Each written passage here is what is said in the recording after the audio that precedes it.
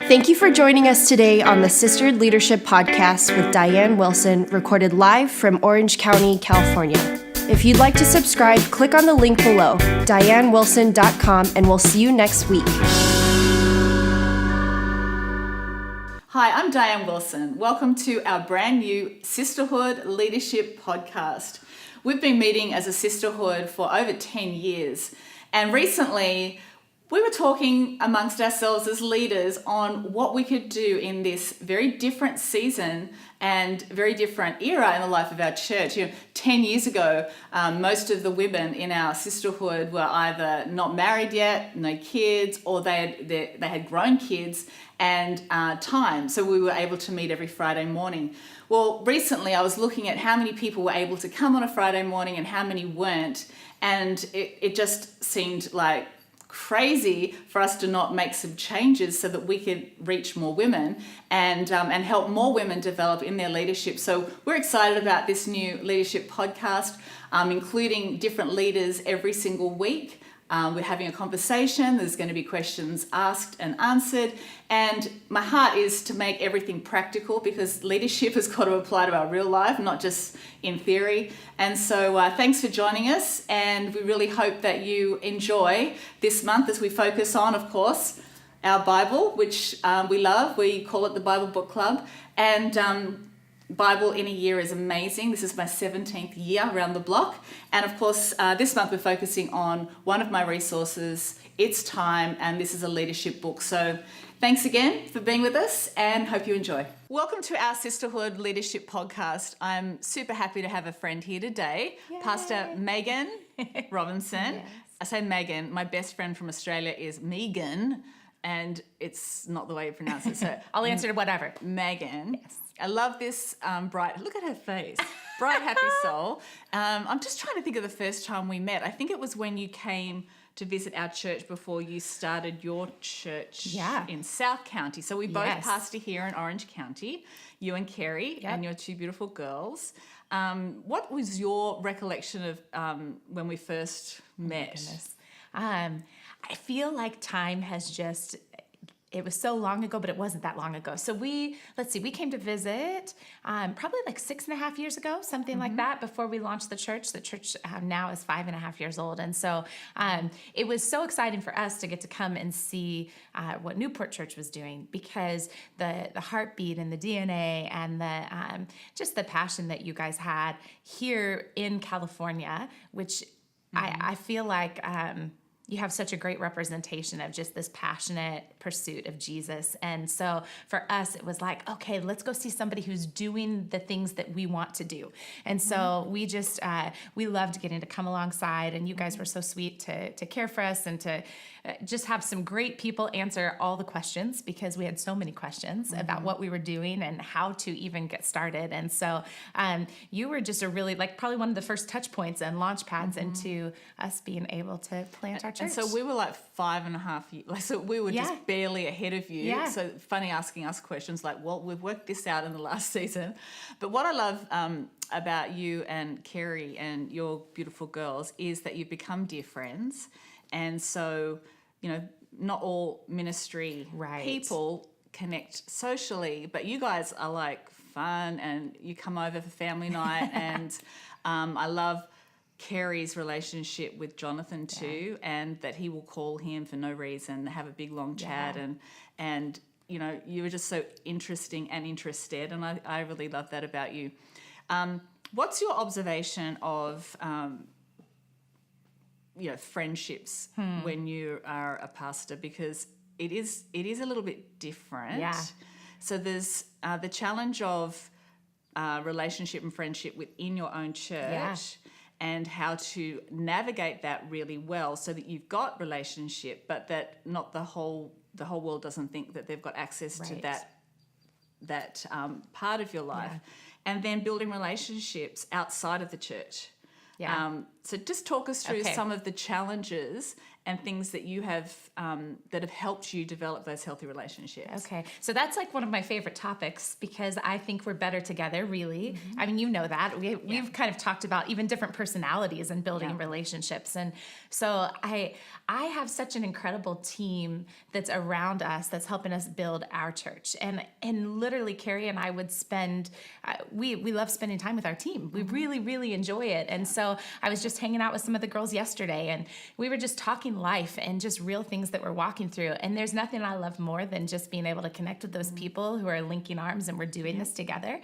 But at the same time, there is a line between being just a friend and being the leader. And so I don't dive into deep conversations with the girls on my team about areas where I'm struggling and my own personal insecurities, or maybe to an extent, maybe a little bit there, just to lend to, hey, I'm walking through some of the same things you're walking through and be able to relate.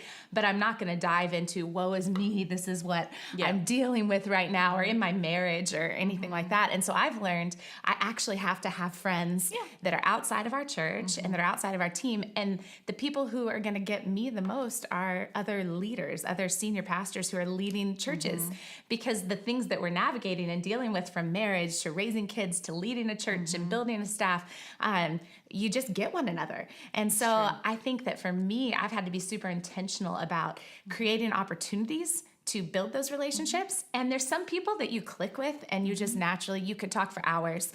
And there's some people that you hang out with and you go, okay, that was lovely. That was an amazing time that we had together, but this may not be the person that I pick up the phone and call when I'm struggling.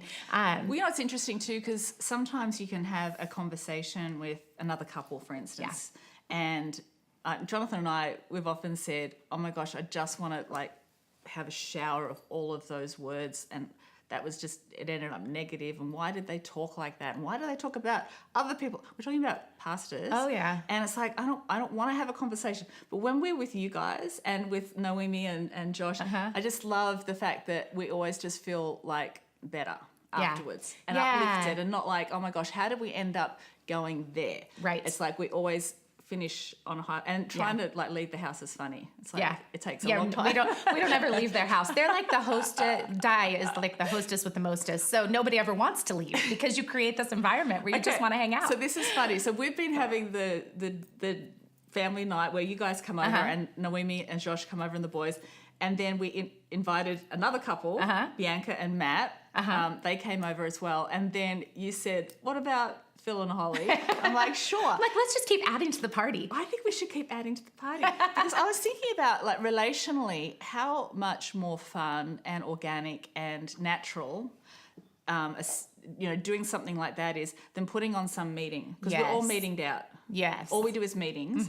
And so I love doing relational, and maybe, if you're looking to build relationship, start a party. Yeah, have a dinner party. Yeah. Make it a table for 4, then make it a table for 6, and it's actually really disarming. Yes. And I like that a lot. And not everyone has to be Di, because I'm just going to give people the freedom, because I've never met anyone who can host a party like this woman can host a party. It is always like extravagant and beautiful, and you do a great job adding value to people. That's how you show value. And so there's no one I know that can host a party like this woman right here. So maybe take the pressure off and be okay if you're not the hostess with the mostest. That's okay. You can do a party and have paper plates and red Solo cups, and that's okay too, and hang out and have fun with people. Or you can be just like beautiful and extravagant, because you are so good at that. You are so funny. I don't know how to receive that. I say thank you, but here's the thing, I'm not good at many things, but I do love. You are so good I do love at that. Hospitality. I love home. I love opening our home. Yeah. Jonathan does too, which is a really good thing. Yeah. I mean, to the extent where our kids, if there's a night or two that go by and it's a bit quiet in the house, they're like, we'll get where's the people? Is anyone coming over tonight? Yeah. And it's like mandatory. Our kids are used to it. And London, who's the surprise baby, she's now 10. She's hardly a baby, but she has been raised in a home where there's always and late nights. And I have found her asleep under the coffee table. It's perfect. And I'm sorry, child. Or sometimes she'll be like, I've got to go to bed, I'm tired. Yep. Yeah. And she'll just let us, keep talking and everything. So I do love that relational element. And I, like you, I'm not, fast and furious at building friendships.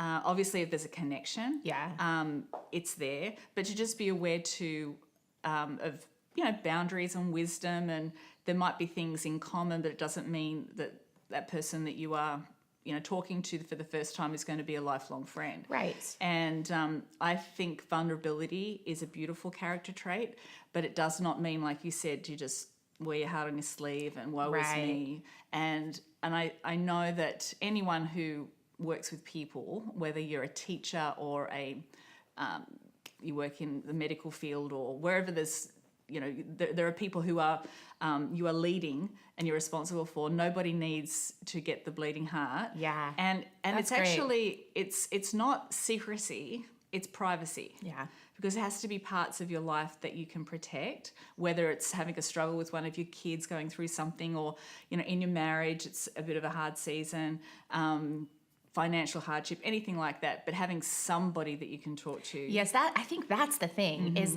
it's being willing to not wear your heart on your sleeve, but at the same time being intentional to at least have somebody that you're reaching out to and asking for help, or saying, man, this season is really a struggle and I need some extra prayer. And maybe I don't even need a million suggestions. I just need to know that somebody is for me and praying with me and I'm not alone. I think that's key. And so identifying who those people are, but we've had a couple girls that I've connected with in our church that just really want authentic relationship. And I mean, they'll tell you, like, I just want to have the kind of friends that we can be real with one another. And I'm thinking that's awesome, because we all need a friend like that. But they're having a hard time developing those friendships. And I think because every person they connect with, the initial connection is, let me be fully transparent, and everything I'm dealing with in my life, let me just tell you all about it. And that can feel a little bit overwhelming to somebody. Yeah, no kidding. Yeah. So I think being intentional to build that relationship, and kind of little bits here and there, and build and go, okay, do we have a relationship that we click and we get one another, and I feel like I can trust this person, and then slowly but surely begin to pick up the phone and go, hey, can I tell you I'm struggling this week and I could use a little prayer? And I just think we have to have those people, but we can't just dump our mess on people the first time that we connect. No, that's really, really important. I think too, one of the things that is, I think this is definitely a blind spot for me, it's good to know that you've got them, is not seeing, I'm not competitive. That's one thing I'm not good at. I'm like, if you want to win, let me move out of your way and be your cheerleader. And you've got some very strong, you've got a very strong drive for seeing your dreams fulfilled, but you've got this beautiful grace on not being competitive. You could be competitive because you're a very strong type A leader, but I've watched you do nothing but cheer others on. And talk about security. Yeah. So you must have either been raised to be secure, or that's something, God's gifted you with that. But I can't tell you how much I enjoy being around the company, or being in the company of people that aren't threatened and aren't competitive and who are generous. And it's not, generosity, obviously, it's not just money, but it's also relationships and introductions. And I'd love to, and if my calendar is slammed and I can't speak for somebody, I always say, well, I have got wonderful friends who are amazing. Yeah. And I will say, I definitely say these words, who are better than me. Oh, goodness. That's true. I don't know that that's true. Well, between you and Noemi, but it is true. Just talk to us a little bit about some experiences you might have had in that competitive world. I think real. Yeah, that is real. And my goodness, I could probably preach a message on that. So I'm trying to refine my thoughts, because I think you're right. I think that the enemy tries to get all of us. And it's either through the lens of being competitive, or a comparison, or judgment, or jealousy. Wow. To me, those are the That is a message. Yeah, you preach it. You preach it. Probably is. But those are the lenses that I think the enemy tries to get us viewing people through. And for me, yes, I am a strong leader, and I know that God's put some big dreams in my heart.